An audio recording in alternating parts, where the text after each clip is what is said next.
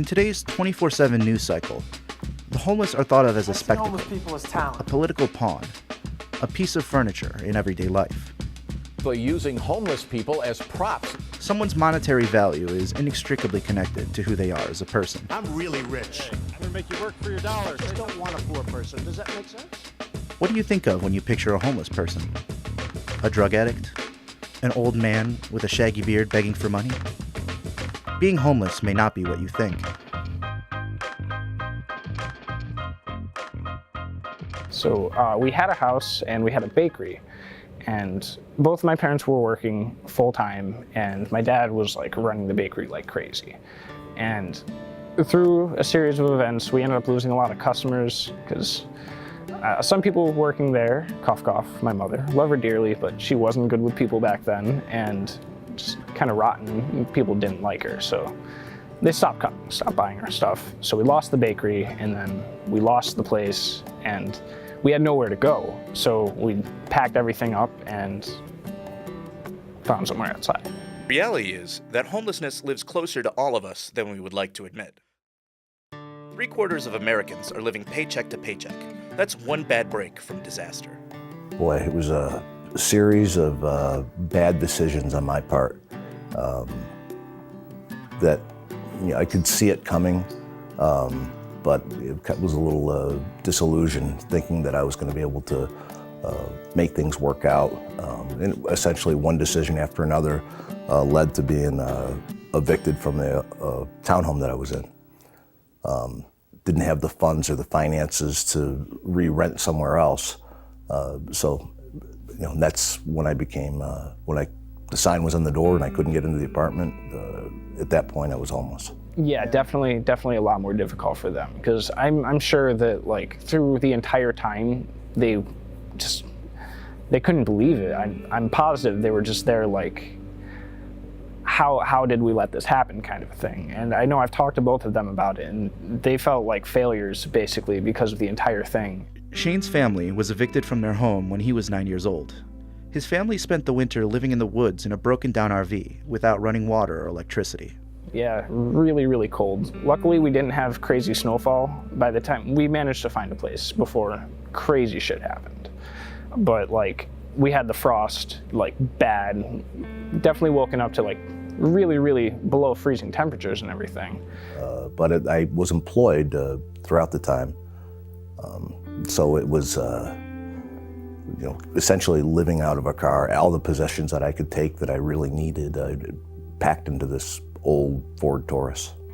I never want to have to bathe in a gas station bathroom ever again. I don't want to have to sift through my car and find out what clothes I'm going to wear that day. I don't want to have to find what parking lot I'm going to park in that night. When it gets cold, man, it gets cold. It gets tough. It's become increasingly difficult for homeless people to live on the street in recent years. In 2016, Governor Cuomo signed an executive order requiring local governments to remove homeless people from the streets and into shelters, by force if necessary, once the temperature drops to below 32 degrees. And in Rochester, Tent City, a years-old homeless encampment has been removed by Spectrum, forcing dozens to seek new shelter. But while efforts like these to force homeless people into housing have good intentions, it may not be the simple solution many people tend to look for. You hear a lot of terrible things about shelters, that shelters are dangerous places, that they're full of drugs and drug dealers, that people will steal your shoes, and there's bed bugs and body lice, and yeah, unfortunately a lot of those things are true. Those things actually happen. Yes. The effects of being homeless carry an even heavier burden when it comes to children. Only 51% of homeless children met statewide standards for reading, according to a study done in 2012. These children are twice as likely to have a learning disability, and are more than 4.5 times more likely to drop out of school when compared to a high-income family. Rochester City School District has been facing issues with the homeless rate rapidly increasing in recent years. According to Democrat and Chronicle, the number of homeless students in the RCSD has gone up 46% since 2011, meaning about 2,500 children were homeless in some sense in the 2016-17 school year. What fuels this problem, in cities such as Rochester, is often parents struggling with addiction. It was a lot of gas stations, convenience stores, getting cleaned up, getting into work a little bit early. It was frustrating. It was, at the time, and what led that is I had a gambling addiction and also a opiate addiction, which we see a lot in the news now. So those two things were my primary concern, was the living the lie of addiction was my ultimate focus. Addiction is rampant among homeless populations. Studies show that 38% of homeless people abuse alcohol, and 26% abuse other drugs. It's one of the driving causes for homelessness across the country. Like, how the fuck do you survive when everything in your life has just blown itself away and it's just you? You're all alone. There's nothing. You have nothing. So you look to the next thing to do. Like, some people, unfortunately, can be drugs. It can be bad things. But that's how they get through their day-to-day lives. It's not because of a failure on their part necessarily, so much as like looking for an out, looking for a way to escape the harsh reality. Unfortunately, this propagates the stereotype we often see of the homeless. It's difficult to achieve stability while struggling with addiction. I was able to help my children, but I chose not to. I chose to use my money to go to a casino thinking that I'm going to make more money and everything's going to be fine. I chose to buy pills, because I felt like I needed that. The withdrawal from pill addiction is horrid, yet it's temporary.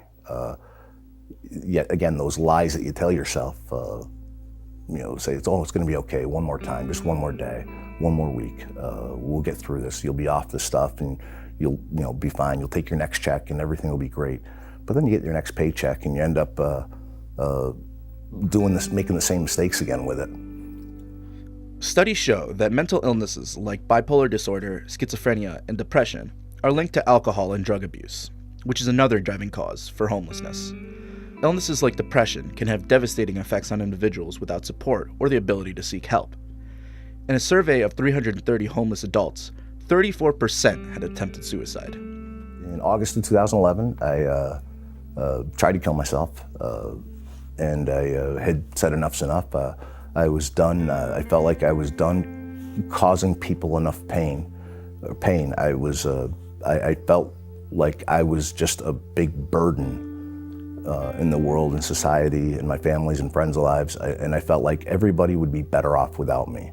That was a strong, overwhelming feeling, and I just felt like the world would be better off without me because I kept messing up. Right towards the end, I apologized to my son, one of my sons, and his response to me was, "I love you, Dad, no matter what." We can all help the homeless crisis by changing our perspective on homelessness. Through the media, people have settled into stereotypes about the homeless. When people think homeless, they think of like an old man, long hair, long beard, dirty, smelly, just on like a sidewalk in a city or something like that. And yes, that is a homeless person. They've probably got it a lot worse because people treat each other like shit. I hear conversations, and I hear people make comments about homeless people, and it ranges. There's some people have a lot of compassion and understanding. Some people don't realize how close and how normal and ordinary somebody's life could have been before maybe a series of bad decisions led them to be homeless. And there are a lot of folks like that, sleeping on other people's couches, living from place to place, living out of their cars.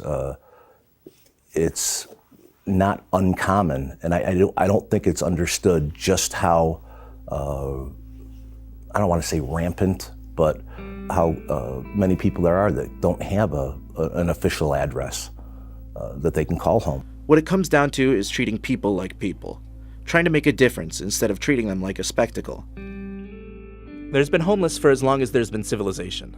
There exists a vicious cycle in our society, and likely there always will.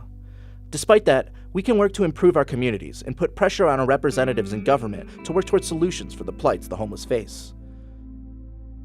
Until then, bear in mind the human beings at the heart of the issue.